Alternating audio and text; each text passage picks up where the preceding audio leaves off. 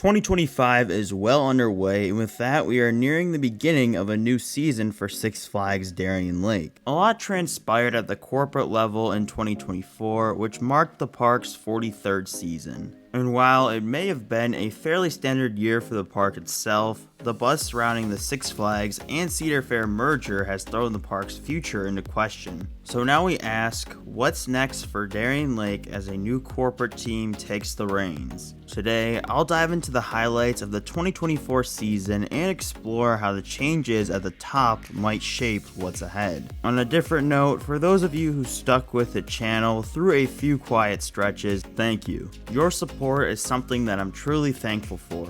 A couple months ago, I made a community post regarding the future of the channel. A lot of what I said there still holds true today, but I will come out with some new updates soon. I would like to tell you guys that I do have 2 other long form videos on the way about the other parks in the region, those being Niagara Amusement Park and Waldameer, so feel free to subscribe if you don't want to miss those. That said, let's get right into it. Here's a recap of Darien Lake's 2024 season. 2024 was a quiet year for Darien Lake, with no new rides debuting and little fanfare heading into the season. Predator received additional Titan track on the hills following the death turn, improving the ride's smoothness. However, I noticed it felt slower compared to 2023, likely due to a trim brake being added to address rumors of the ride running too fast and potentially damaging the trains, although I'm not 100% sure about the trim brake. After 3 Titan track installments, Predator is far more re-rideable than before. Although it is much improved, I would only consider it to be a middle-of-the-road coaster with weaker flow-to-air time and a general lack of forces.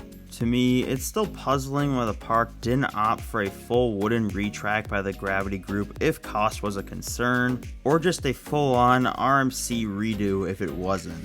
Mighty Racer was closed for the season, announced via a sign at the entrance. But the blow of having one of the park's major attractions closed was softened by the news of 2 new trains, a fresh paint job, and track upgrades coming in 2025, probably making this the park's most significant investment since Wahoo Wave. I didn't really miss not having it this year, as it's one of my least favorite coasters of all time, but I'm really glad it's getting some TLC and not getting removed altogether. Boomerang had its vertical loop replaced, which improved smoothness, while Ride of Steel celebrated its 25th anniversary with some minor updates, including some free lockers outside of the ride replacing the old cubbies, though oddly they weren't lockable, and a repainting of the ride's gift shop, coupled with some updates to the interior of the shop. Darien Lake has been gradually updating its coasters, with Predator, Boomerang, and most recently Mighty Racer all receiving major updates. Ride of Steel could be next in line. Big Kahuna reopened after a few years of sitting dormant, which was nice to see,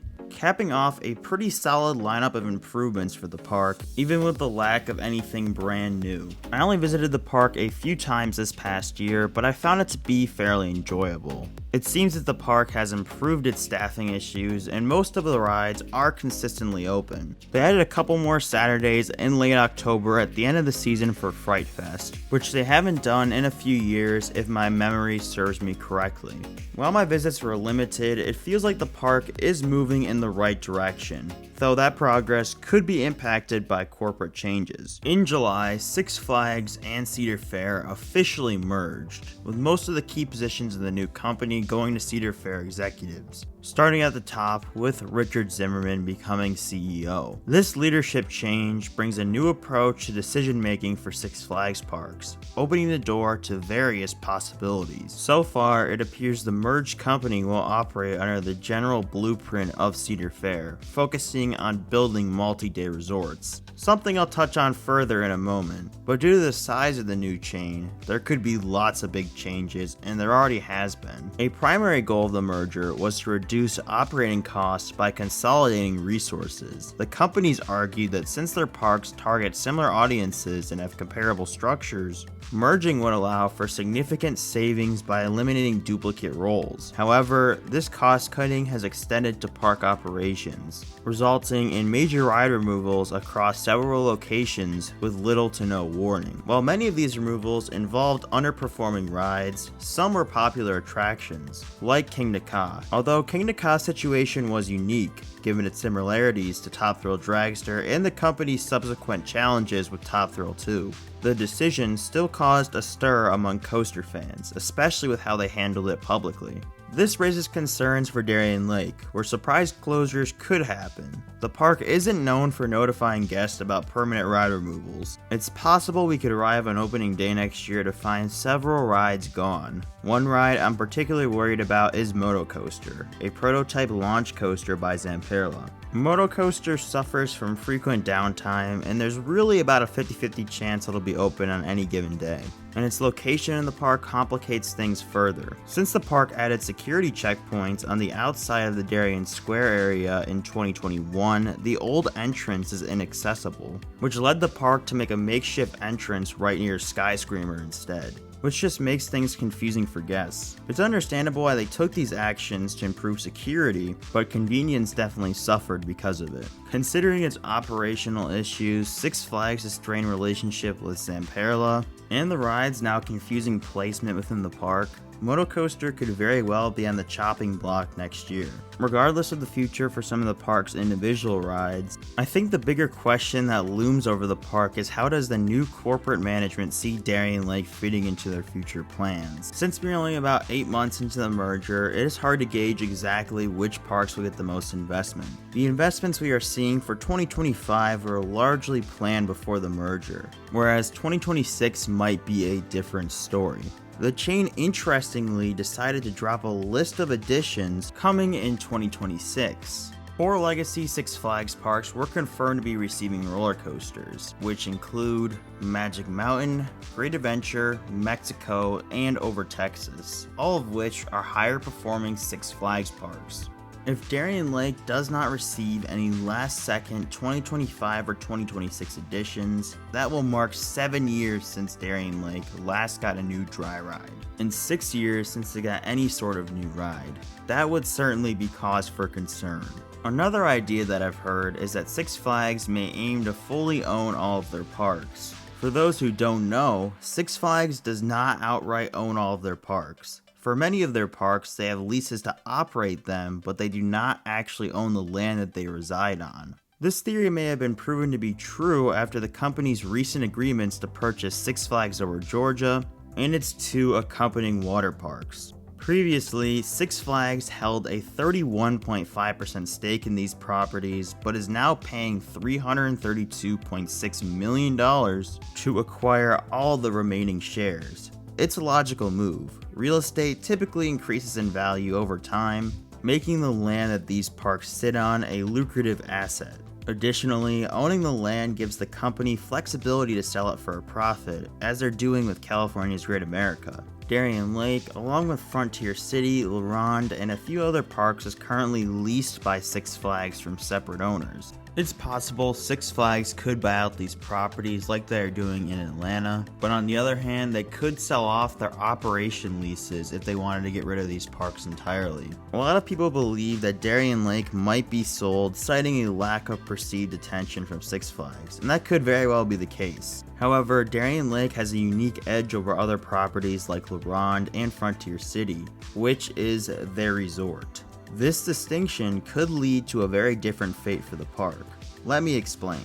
Before the merger, Cedar Fair focused on transforming its parks into multi-day destinations, aiming to attract higher spending families who stay longer and spend more at the park than just day ticket guests.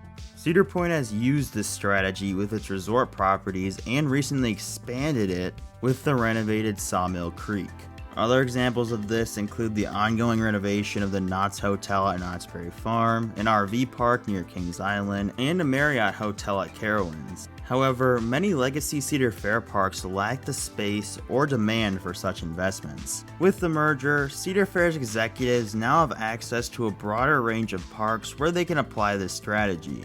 Six Flags Great Adventure stands out as a prime candidate.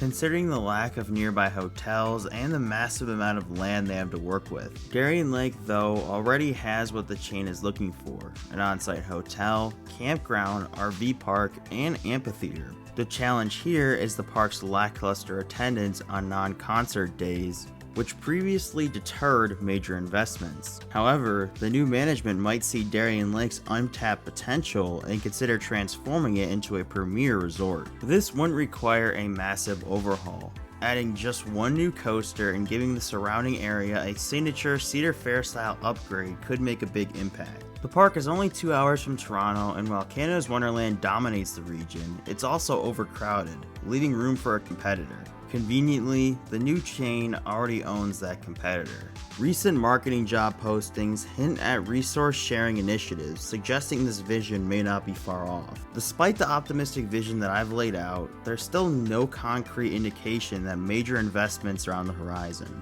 While nothing is guaranteed with this merger, I'm fairly certain we'll see some action one way or the other. Whether that involves selling the park, ending the lease, or purchasing it outright, it feels like some kind of move is inevitable. If the chain does decide to keep Darien Lake for the long haul, I'm almost certain that there will be efforts, big or small, to help the park reach its full potential. That about wraps up my thoughts on what the future may hold for Darien Lake.